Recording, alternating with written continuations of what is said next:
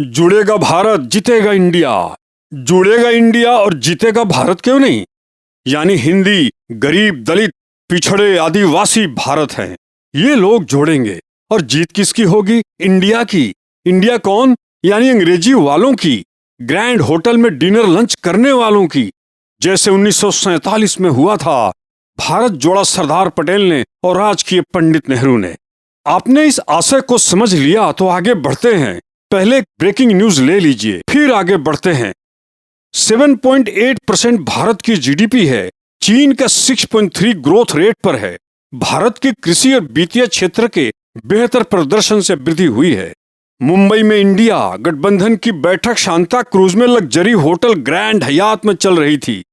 यहां से गरीबी और बेरोजगारी की लड़ाई गठबंधन का आगाज हुआ।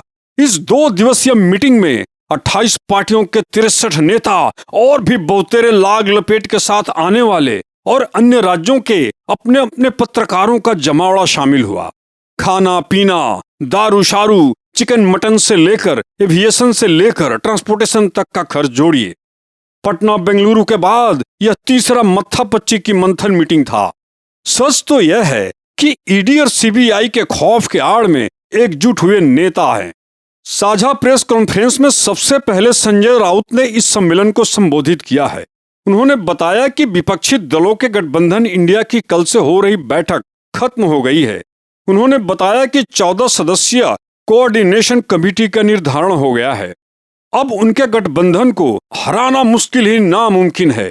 प्रत्येक गठबंधन के नेताओं ने अपना अपना विचार रखा। सबका उद्देश्य मोदी सरकार को पटखनी देनी है। खैर, संदर्भ में कुछ निकले ना निकले, दावत उड़ाया जा रहा है।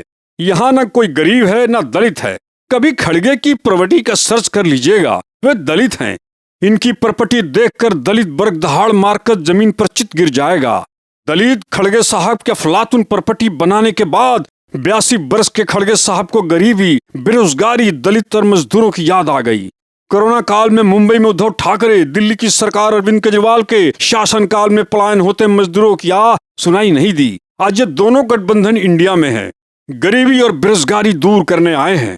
गठबंधन के नाम पर इनका बेलगाम खर्चा समझिए। मिडिल क्लास के कमाई के पैसे किस तरह उड़ाए जाते हैं। आज देश को हर ऐसे मुद्दों पर अपनी आंखें खोल लेने की जरूरत है, लेकिन खोलेगा कौन?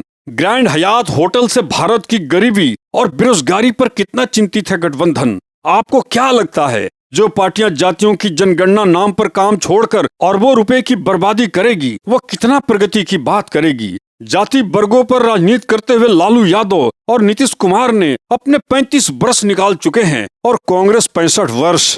इस महागठबंधन की मंथन गुरुवार डिनर में बीता और शुक्रवार पार्टी समन्वय की कमेटी गठन करने में बीता।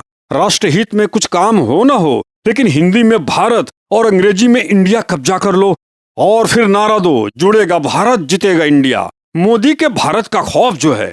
खैर, राहुल वाला पहला पोस्टर विड्रॉ हो गया है। पोस्टर बदला जा चुका है। समय रणनीति को तय करेगी। रणनीति अच्छे समय को फिलहाल सस्पेंस बनाया जाएगा। 28 पार्टियों के गहन सोच विचार में इंडिया गठबंधन की ओर से पीएम पद का चेहरा कौन होगा? 3 मीटिंग के बाद और सिटिंग बाकी है। तस्वीर आहिस्ता आहिस्ता रणनीतियों पर उतारा जाएगा। जैसे जैसे दिन साफ होंगे, दावेदारी भी रखी जाएगी। इनकी अभी की नीतियों में एक बात अंदरूनी विचारों में यह भी है कि 2024 में क्या मोदी सरकार ही तहराएगी? राहुल का पोस्टर उतरना तो फिलहाल यही कह रहा है, या फिर गठबंधन का चाल चलन को निहारना, या थोड़ा झुककर कीमती चीजों को उठा लेने में क्या बुराई? आने वाले कई नतीजों पर राहुल का भविष्य तय होगा। सोनिया गांधी और खड़गे की उम्र अंतिम पड़ाव पर है। पार्टियों के अपने पत्ते खोलने की नीति पर कांग्रेस कान को रखेगी, लेकिन दृष्टि तो राहुल गांधी पर ही रहेगी। यह बात सभी जानते भी हैं। सियासत की नीति में कांग्रेस को 28 या 40 पार्टियां आए, इसका गुणा भाग नहीं करना है। लगाव अपने अपने स्वार्थ का है, यह पूरा देश जानता है। अडानी पर प्रहार से अडानी थोड़ा बहुत हिल गिर सकते हैं, मोदी सरकार नहीं। इस साल नवंबर दिसंबर में 5 राज्यों में विधानसभा चुनाव होने हैं और इसके बाद अगले साल मई जून में या उससे थोड़ा पहले लोकसभा चुनाव होंगे। देखिए किसे क्या मिलता है। नतीजे में मोदी सरकार G20 चांद सूरज के अलावा अब एक नेशन एक इलेक्शन की ठोस विजन पर दिखाई दे रही है। एक के बाद एक बड़े और कड़े फैसलों पर है।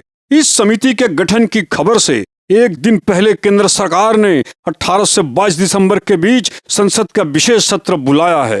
हालांकि सत्र का एजेंडा नहीं बताया गया है। मेरा वीडियो अच्छा लगा हो तो कृपया सब्सक्राइब करें, शेयर करें और इसको लाइक करना ना भूलें। धन्यवाद। प्रणाम।